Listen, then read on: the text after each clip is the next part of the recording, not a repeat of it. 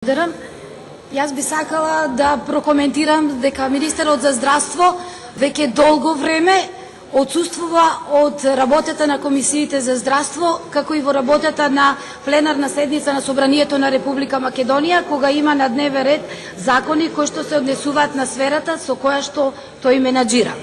Моите две прашања денес, господине заменик министер, не ги договорив со вас, изверувам дека немате пишан одговор затоа што не знаете што ќе ве прашам. Јас ќе ви поставам две прашања. Првото прашање се однесува на електронската здравствена картичка. Значи, зошто не излезете пред граѓаните, осигурениците на Република Македонија и не им кажете дека треба повторно да си ја купат електронската здравствена картичка? Зошто не им кажете дека треба да платат дополнителни 285 денари за истата и да им кажете дека и ова нова електронска картичка ќе има рок на трајање од 5 години, затоа што безбедносниот сертификат на чипот трае точно 5 години. Да кажете пред македонските граѓани дека имате намера повторно од джебовите на граѓаните да соберете 7,5 милиони евра. Но од почеток да ја информирам јавноста за што се работи. Проектот за електронска здравствена картичка започна во 2009 година, кога тогашниот министер за здравство Бујар Османи склучи договор со хрватска фирма за обезбедување електронски здравствени картички за 2 милиони и 300 илјади осигуреници. Тоа беше проект кој првично беше замислен да се имплементира комплетно за 15 месеци, со тоа што електронските здравствени картички за осигурениците беа бесплатни. Значи, граѓаните ќе ги добија електронските здравствени картички на сметка на државата. Меѓутоа, кога господинот Тодоров започна да го менаџира Министерството за здравство во 2011 година, ова одлука се промени. Граѓаните мораше да си ги купат електронските здравствени картички. Од првичната цена од 170 денари, Тодоров ја зголеми цената на 250 денари по картичка. Тоа значеше 1000 денари удар по джебот во секое семејство. Под силен притисок на опозицијата, дел од граѓаните беа ослободени од плаќање на електронската здравствена картичка. Тоа се пензионерите чии примања се помалку од 15.000 денари, приматели на социјална помош, приматели на постојана парична помош, деца без родители до 18 годишна возраст. Во годишниот извештај на Фондот за здравство за 2015 година пишува дека во Република Македонија се регистрирани 1.811.000 осигуреници. Од нив електронски здравствени картички добиле само 1.667.199 граѓани. Значи, осигурениците кои што плаќаат придонеси за здравство 1.800.000, не сите ги добиле своите електронски здравствени картички. Сега, оваа година, 5 години од почетокот на издавање на првата електронска здравствена картичка, матичните лекари добија допис од Министерството за здравство дека треба да ги известат своите пациенти да повторно уплатат по 250 денари за електронска картичка. Зошто во воведот кажат 285 денари по картичка? Заради тоа што толку представуваат банкарските трошоци за да можете да уплатите за нова картичка. И повторно, една голема невистина. Значи, имаме осигуреници кои предходно уплатили за електронска здравствена картичка, на кои не им е издадена. Имаме осигуреници кои што ги изгубиле електронските картички, платиле за да ги добијат, пак не им е исплатена. А сега, овие 46.000 граѓани чиј рок на електронски картички завршува, ги лажете. Ги лажете дека ќе добијат електронска картичка која има како заостаток од претходниот тендер. Ако имало заостаток, логично е тие што платиле веќе да ја добијат.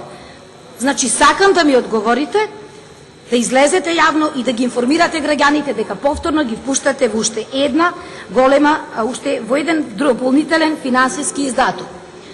Второто прашање се однесува за тендерот за инсулин. Ме интересира до каде стигна, односно каде заглави последниот тендер за инсулинска терапија. Неговото доцнење ќе ја влоши инсулинската криза во Република Македонија.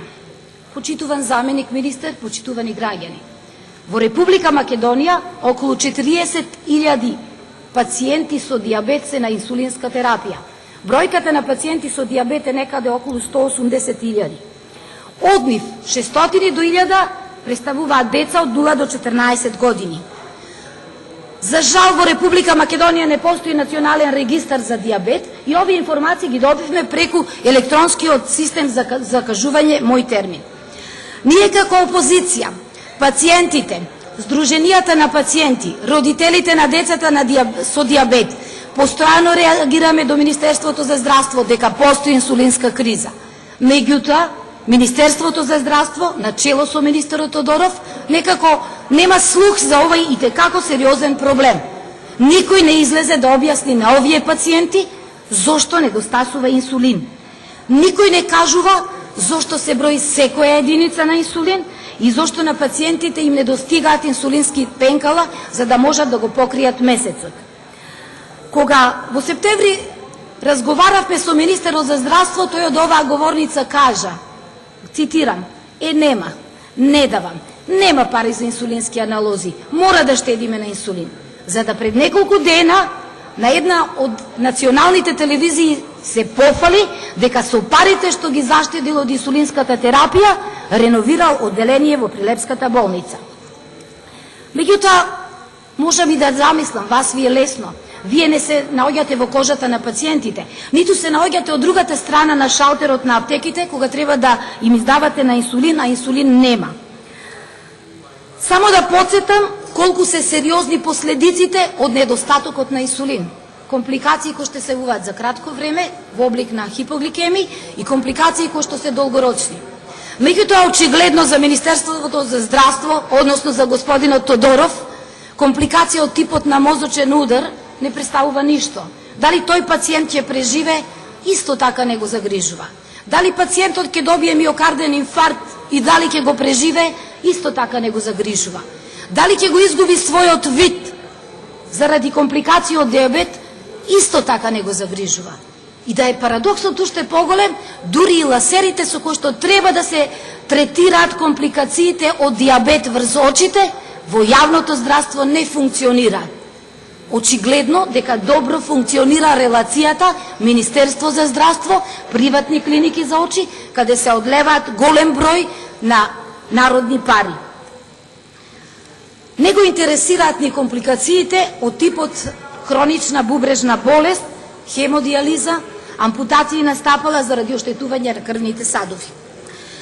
Воведоа нов начин на внесување на инсулин во државата, така наречен паралелен увоз, кој што отвори многу дубиози и сомнежи, меѓутоа ја влоши состојбата со инсулинската терапија во државата.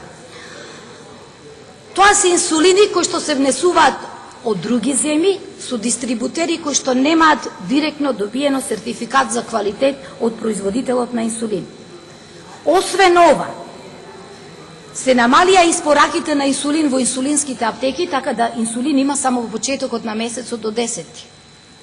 Навистина е сериозен проблем, особено за децата, кои што не можат да ја добијат инсулинската терапија.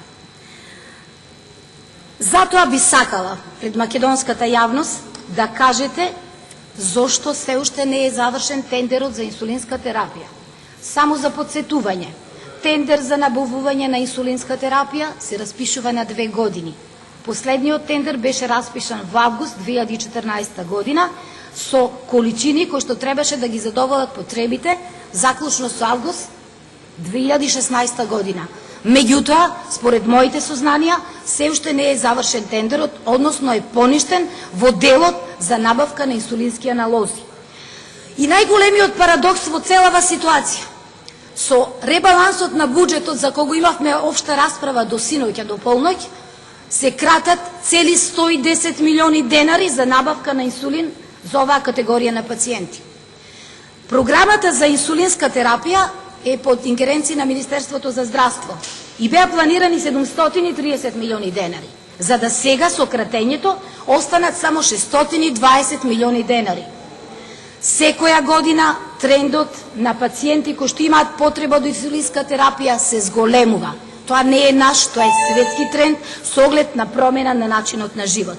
Значи, моето прашање е да ми одговорите, каде заглави тендерот за набавка на инсулини, кој што беше распишан во мај оваа година, И како мислите да ја премостите инсулинската криза која сериозно се заканува по здравјето на пациентите на инсулин? Благодарам.